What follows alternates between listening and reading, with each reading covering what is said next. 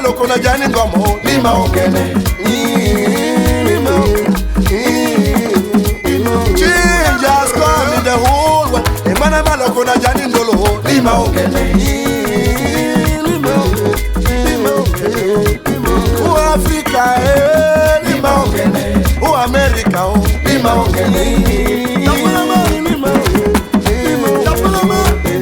o Europe lima ogene o Asia lima ogene o Middle East lima ogene o Dubai no Texas lima ogene Mokokoli Sidio Moula Crisio Coaches Mokoko Odouala no Yaoundé oh Lima ogene Lima ogene oh Lima ogene Obamenda Lima ogene. My name is John Gobali Sige. John Gobali Sige. Popularly known as Duke of Bujanyonga. After my primary school, I went to college. And after college, I went to school of pharmacy, where I qualified as a pharmacist. In fact, I practiced as a pharmacist in 3 levels. First, hospital pharmacy for 5 years. Then I went to retail pharmacy, where I opened my own business in Kuba. And finally, I did industrial pharmacy under Ogado Laboratories, a big international company based in Holland. And during the course of working with Ogado, I underwent several training, internal training. First, I was employed as a medical sales representative in charge of Cameroon and Eastern Nigeria. And later I got promotion as training manager, West Africa,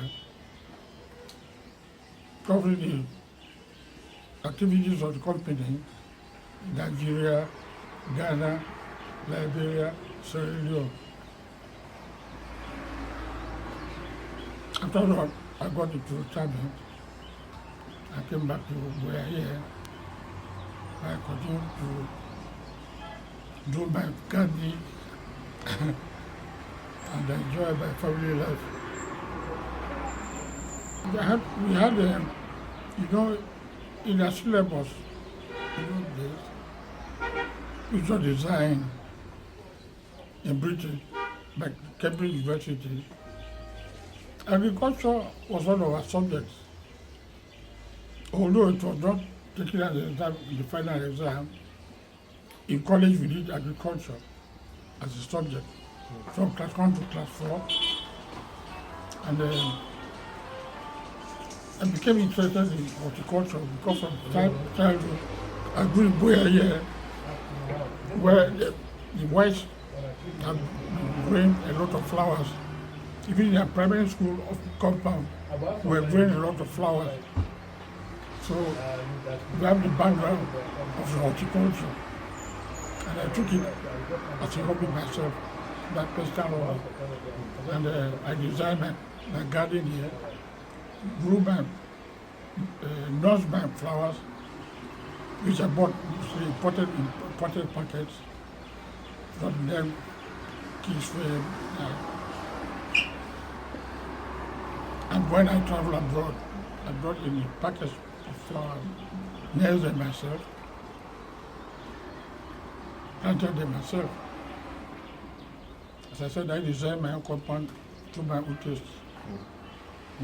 Right now, I still want to add more flower to rejuvenate my compound. And that's my own project, personal project, to rejuvenate my garden. It's about agriculture and horticulture. But I did farming, traditional farming, animal farming. Animal farming traditionally, because all the families around me here either reared pigs, goats, chicken, animals. So I personally rear goats, rear pigs, rear chicken, and even had horses and cows. Personal farming and horticulture and agriculture. I did work in CDC. When I left college, immediately I started my work in CDC. And I was employed CDC in the past, I started in the past department of CDC. In our days, we already being interviewed in college by the labor department for employment because we are just coming up. I'm not sure they wanted the young boys from college to be employed. And, I was first sent by labor to go and work in the then Nigerian Electrical Corporation. But I had my own ambition. I didn't want to send when I go there, I started as a meter reader. And after that, they sent me to Yaba to do electricity. But that was not my mission at all. I started from my beginning, early life, which to become a doctor, medical doctor. But it was difficult to get scholarship for such a course. Because after my college training, they could not accept, I had cabinet certificate with exemption from London matriculation.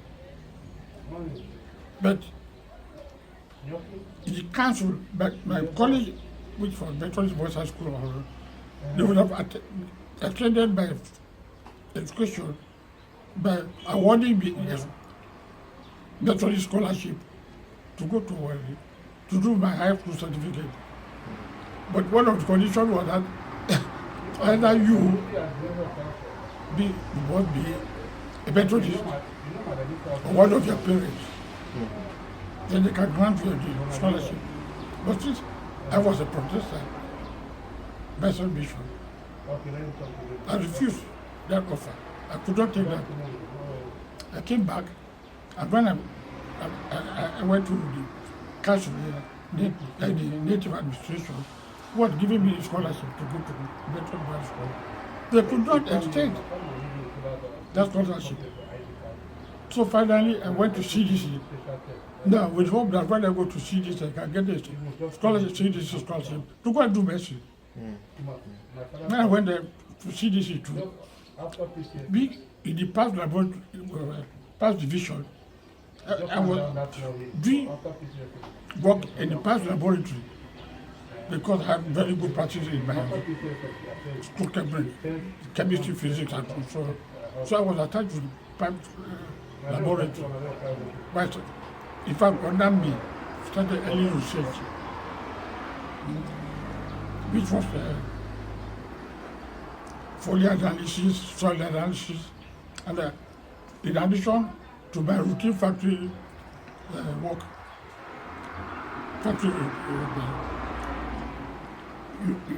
an analysis of the products from the factory, pumps, the oil mill.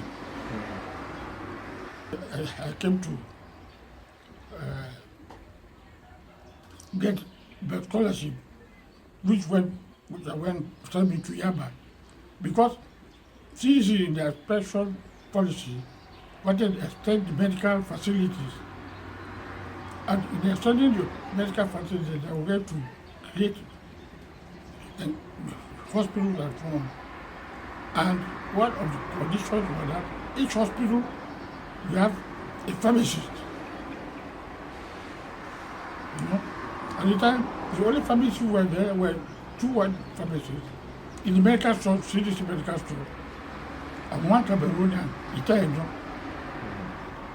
who had also qualified only from Yaba, and he was in charge of the hospital away. I mean, in Buta, Milford.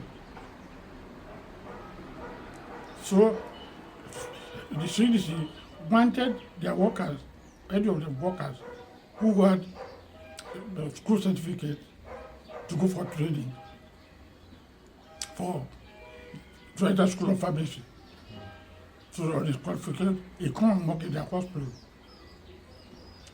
So we are selected, but 4 of us from CDC, and sent to do the entrance examination to school of pharmacy, which conducted in Bamenda,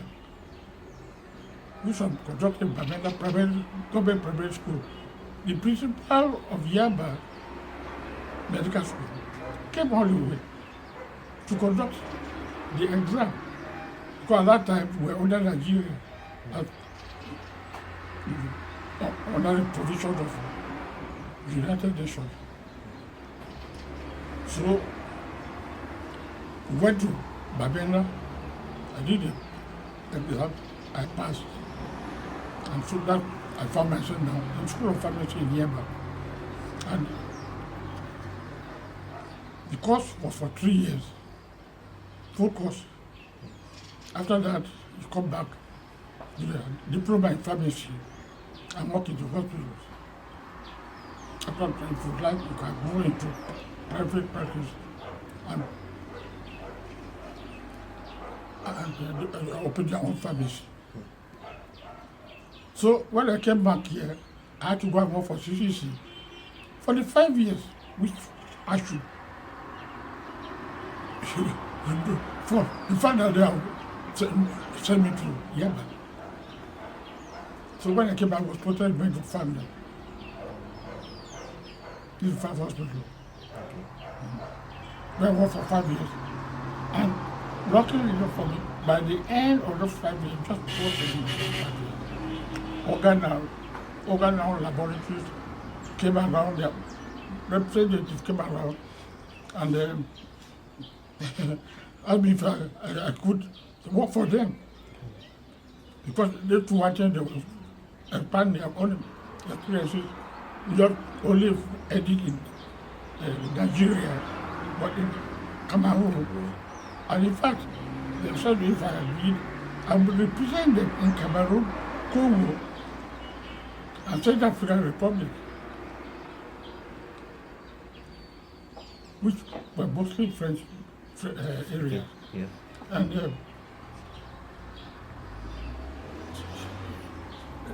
so when I finally finished my time with CDC, I did not apply even to organ. They recruited me straight away. So if you go to the central office, you don't find my application on them because of important area. I'm find directly on my own conditions. So I told them, look, in CDC, I'm enjoying scholarship. I mean, there was facility, free water, free electricity, they give me labor to work in my compound, and so on. So if you want me to work for you, you give me better conditions. So they employ me on better conditions than the CDC, which any bank, of course, would have liked. And that's how finally I became the training manager for West Africa. And I went around, not only in Africa, but I had to go to England, where you had one of the branches of Ogadon. In fact, that's where I had headquarters for Area 4. It was in Britain. And in that Area 4, all the territories I told you I'd become in West Africa were under Area 4 for Ogadon. And I went to Holland, where the parent company is, to have some industrial experience. So you went there for further training? Yes, I went there. I went there to get some experience in the factory. They took me around, explained things which you know, and something I don't do except in theory. Because you cannot learn everything in school for family students. Yes, that's So I went to the factory step proper and so what everything. And I gave I translated after I came back. I went there about 2 times.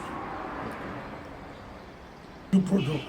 I have to go there and we discuss it so that I can promote it. yes.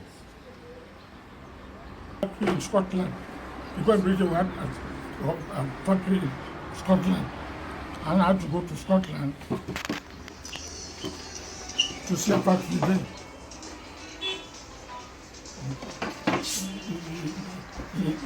Then, the first time I went to Scotland, we are still in an old castle which had been converted to a hotel. And I came back to London. In fact, on my return, I drove from Scotland to London. And I said this about the AOR. So that's the thing. I mean, because I travel so much, as a salesman, I have my own car, my own vehicle, which to cover all my distance. Because that time it was not everywhere you could fly. In the country, my wife jumped to all the doctors, so I had my own vehicle. So before I left CDC, I'd been a licensed driver. I've been a licensed driver, and when I joined Ogaden, because I was going to work in all these other territories, I had a Nigeria first trip as a second driver from I turned it to Nigeria. I had a Nigerian driving license. Okay. Then, because I was going to England and to Europe, I had an international license. So I had 3 licenses.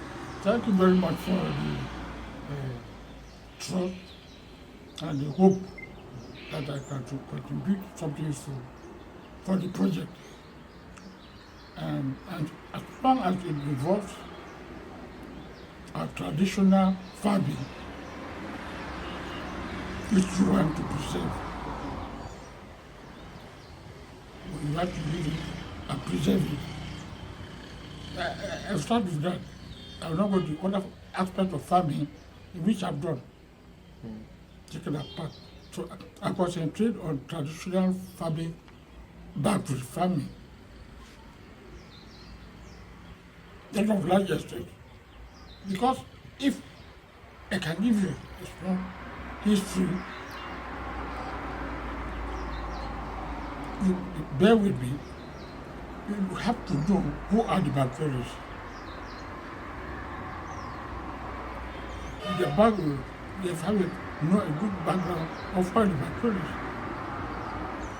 Because they are doing most of the things for who they are. The Bakweris are semi-Bantus.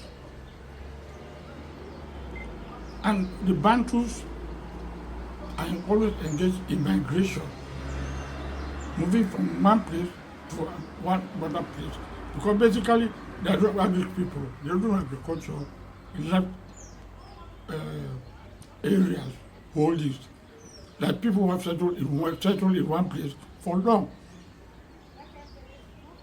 Those, because of limitation of land, their utilization of land is quite different from those people who have no land, who are moving from place to place. So, as far as farming is concerned, the Bakweri man is not involved in farming large scale farming. Large scale farming, large holdings. No. They used to small holdings, they are small holdings, for the family interest only, no commercial. They don't do any commercial farming. So that's the reason of the Bakweris. Those are the Bakweris. And so we come now to actually how do they farm? And their main crop is cocoa yams. in their main crop. Cassava, plantain, those are secondary. They are secondary. But the main crop are cocoyams. Yeah. And so their smallholdings mostly were farmed and planted with cocoyams. Because they are attached to the traditional dish, the That- kwakoko, that- timambusa. Yes. Because they want to best but and that is their own food you like. You don't go and plant something to eat. Yeah. No. So when they are not people who plant Irish potatoes. Eh? They plant a bit of sweet potato, large areas of plantains. I don't know. They don't do that. They concentrate on what feed their family. Yeah. They are on a commercial basis. And that time, the population, at least, the village population was not very heavy. You know this? Profit. In a village that we are looking at 550 people, and then 50 families, not of 50 families with 50 people. And so you hear NPK. Introduce fertilizer and NPK. Those trials, I did them in CDC. We did large-scale farming. There have been population increase. Now, when the population increases, food demand increases. It does. It does. It's very correlated. People who are there will have to eat. And so if they are going to eat, you have to produce more farm, and more food for them. And to produce more farm, more large scale industrial farming, which is not for smallholders as the population are doing. So no matter what we do, we have to use fertilizers because the soil has been depleted of the minerals. They're clearly farming on simply, they don't do crop rotation as we traditionally used to do. They can't do that because of limitation of land, which they have. Really, when you introduce fertilizers to crops, people eat them. The crops don't have the same taste. They don't have the same texture as those fish are not being fertilized. In fact, that is why if you go to America today, there are shops where they sell only not fertilized food. Those are some of the drawbacks of using fertilizer. And the generation increase. As a population, almost 20 times what it was in the other centuries. Because there's an explosion of birds and so on. I was growing. The population started keeping on. It was just like 1 billion. Places like Equatorial Guinea never had a population of 1 billion people. Or Gabon. But today it's all the same.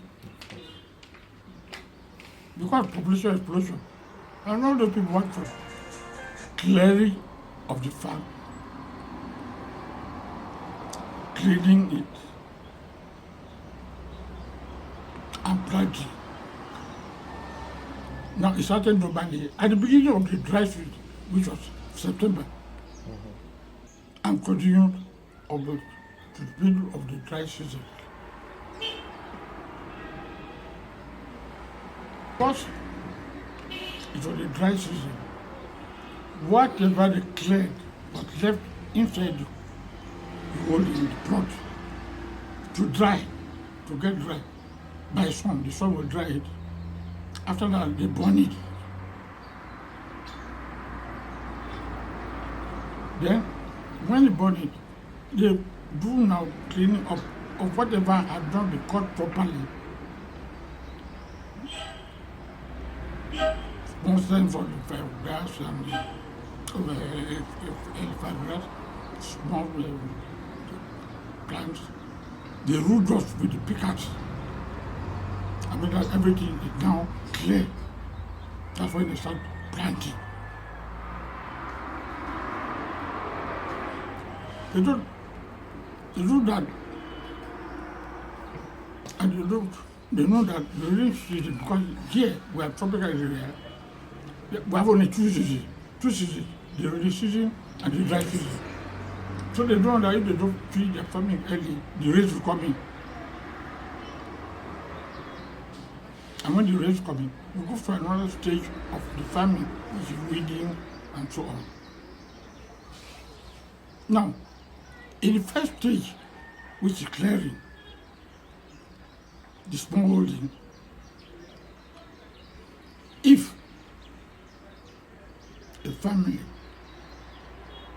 has boys, young men, fathers there, grown-up boys, they go and clear the farm, the crop.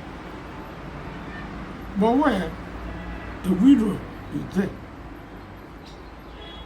or a male causing any growth of children, but they want to eat, they will hire people in the village, young men and elderly people, to go and clear the farm. The people say, Aka, Aka, Aka, Aka Lula, Aka, Akalata. That's what people to do. Lula. Lula is to that the clearing of the farm. It's called Lula. Now, when they go to do that, the mother of the children or who owner of the house who has sent them to do that prepares food for them. When they are going to do the family, they can Bible, Bible overnight, which they can eat in the farm. But they want to come back, they have special bowl, big bowl, or wooden bowl, a woki of a pakoko, a big bowl. Now, they don't share in plates, no. Every person leaves his hand in that a woki. When they are free eating that, and then my birthday of land leaves. If the man forces the general stock, he gives them small palm wine, which he keeps all quarter. Corn drink, or palm wine, up wine. Because at that time, when we used to Batamu, foreign, the Bata people brought Batamu peace there. So they bring you some palm wine for other people. No, it's good. Children were encouraged to drink. So, in the next stage, as I said, if there is not enough, which don't be caught, when they go to do the clearing of the family. Now that they don't need to account the person. No, they don't know that a group where people can use oath or pickaxes to just vote for those things. And they burn them. So, after that, now they go to the planting proper.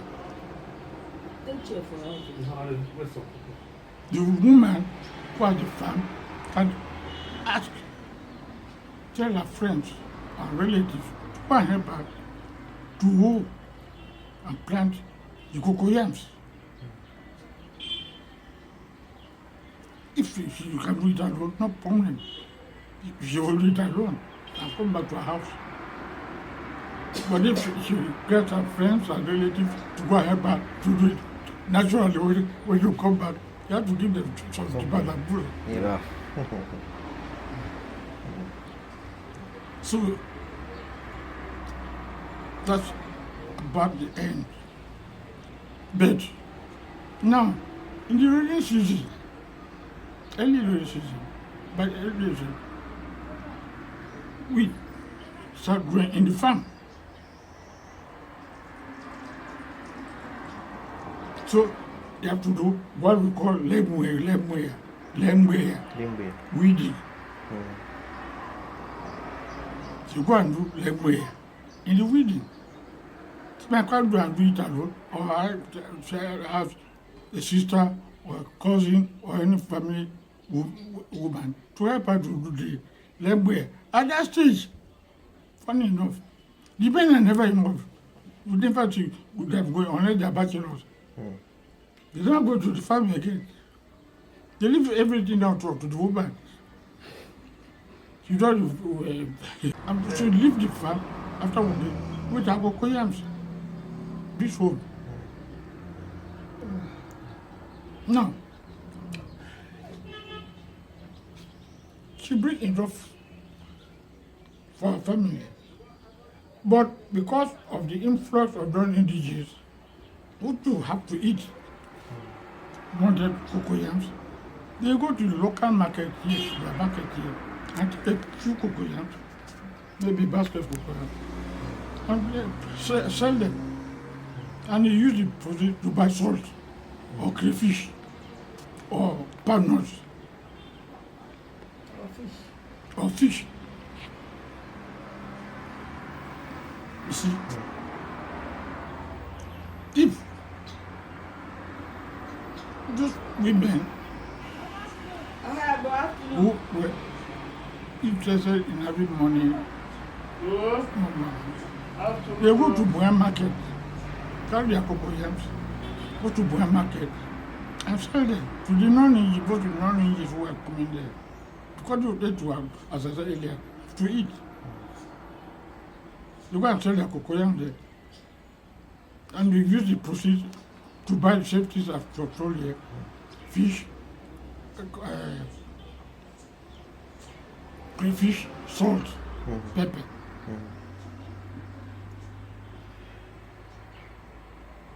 That's all. Most of my children are interested in farming too.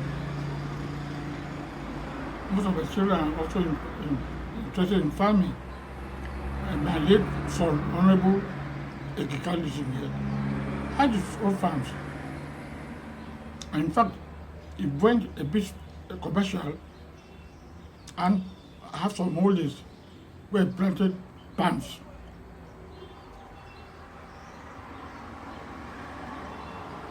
You see, because of that early involvement in farming, my son born there, what would be in our own plot, small plot, and he knows all about what I'm talking because he participated there. He did. Till today, I think he knows all the boundaries, all the family holdings, because he worked there.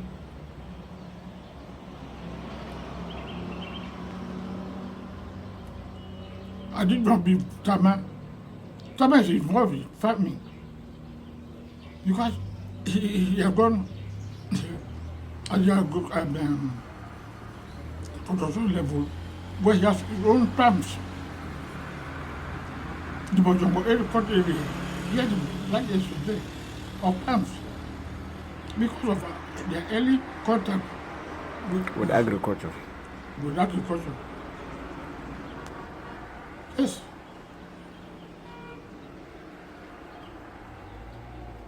Fallacious. That's fallacious. Very, very fallacious. No. White farmers, I give you an example of that. White farmers are not illiterate. Not all white farmers are illiterate. And I think commercial farmers are not illiterate, all illiterate.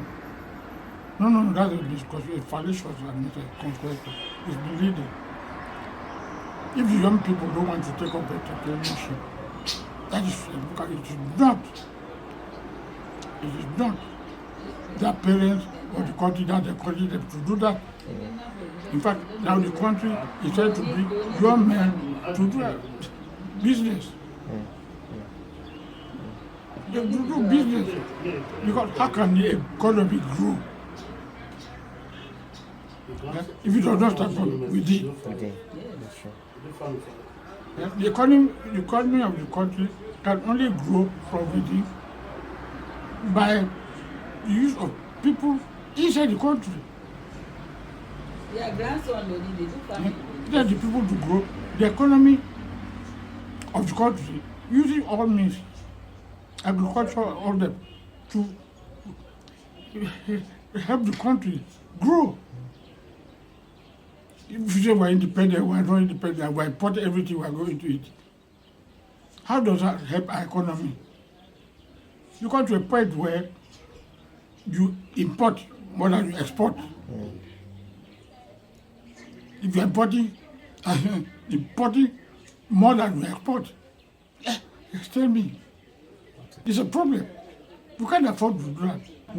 Most of the rice we eat comes from China. We're giving them business. Most of frozen chicken coming from abroad, frozen fish coming from abroad. No. Why not open your own fisheries? And that's what the government is trying to encourage. Why import eggs? Why not open your own poultry? And that's what the government is encouraging. So I think I congratulate the government in that direction.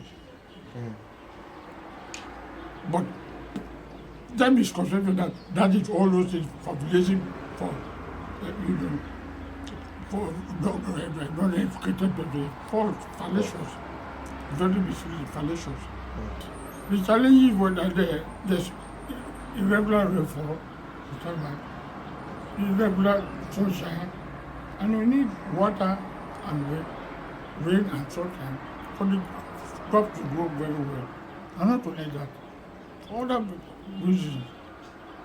But then we have irregular supply of water because of our climate change. You have the sun itself does not come as well expected. So places are dry up, which should not dry up. Like the whole of Lake Chad there, 3/4 is gone. Lake Chad, 3/4 of Lake Chad has gone. Why? Climate change. And the people around there who are fishing and so on have to do something else to survive. Here we have started already experiencing water shortages all over. Not because of the growth of population. Yeah, of course, it is the growth of population. But the water supply around cannot meet if you use it on a regular basis of distribution. It cannot go round for everybody because every new house today wants electricity, wants water. You have to supply those. Now, have you seen how inefficient the electrical supply has become? People have blackouts for no good reason. Because the people who produce and transfer and distribute have their own problems. Have problems with this climate change and so on. So the people who generate, transport and distribute have problems. Now, if a dam, water in a dam is reducing the efficiency of the turbines which are working the generator which collect electricity. So in the dry season, if very dry season, the water in the dams which work the machine in the plant, the turbines cannot be turned. It is water that turns the turbines to generate the electricity. If there's sufficient water, they cannot turn effectively the turbines, whether they're two turbines or 4 turbines. Because if there are 4 of them close to allow the 2 turbines to work, then we don't give them enough. So at the point, they don't get well, you don't get the efficiency. But at that point, you can't blame them. You blame what? Climate change. Which is dry up the dams, which act as a reservoir for the water that was the turbines in their room. If you look at the banks of those reservoirs, you know, water level was falling by several meters. Anyway, that's nothing to be above. They should displace that precious agriculture as well for illiterates.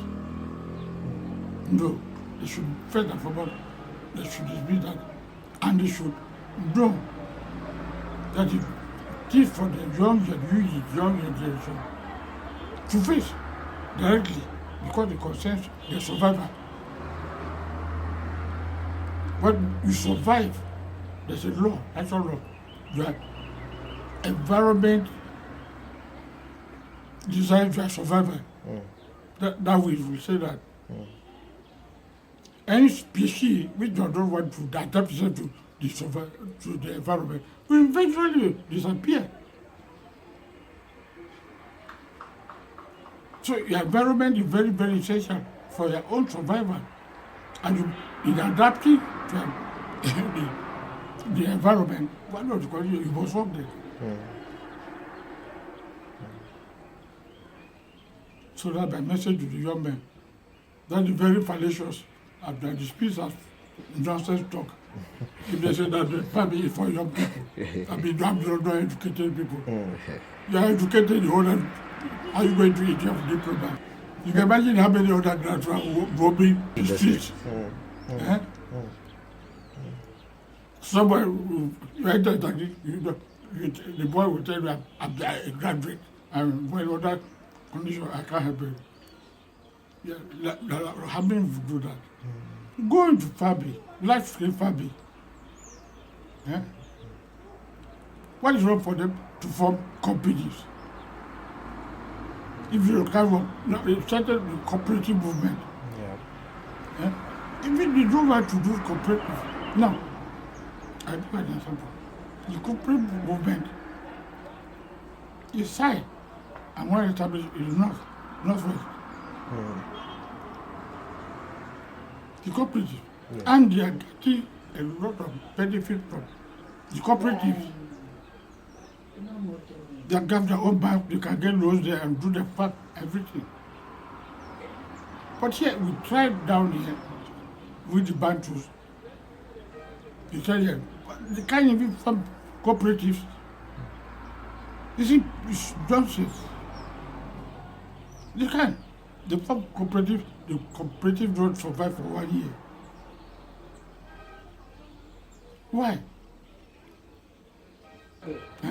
The movement, the doctor from us, we got it from abroad. The question of cooperative, we have learned it from abroad. Dr. Daly here, when he was the leader of government business, was the first person who introduced cooperatives. And that's why we have BCF. We give birth to other cooperatives. Dr. Daly, Ibakuriban.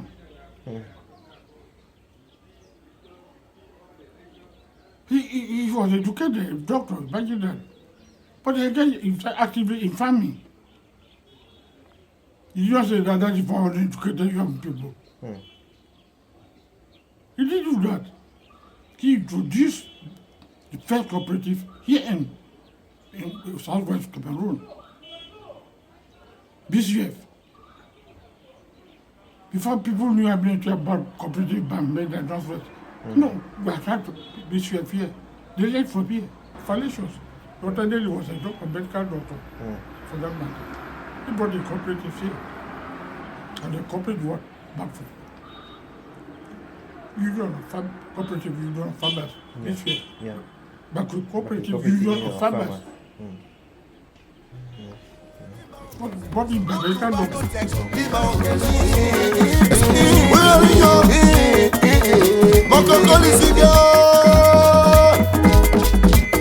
Moula Clisio, Coaches Mokoko, Odouala no Yaoundé, oh, Lima Ongene, oh, Lima Ongene, Oba Menda, Lima Ongene, oh, Limbe, oh, Lima Ongene, Who Japan, who China, mama.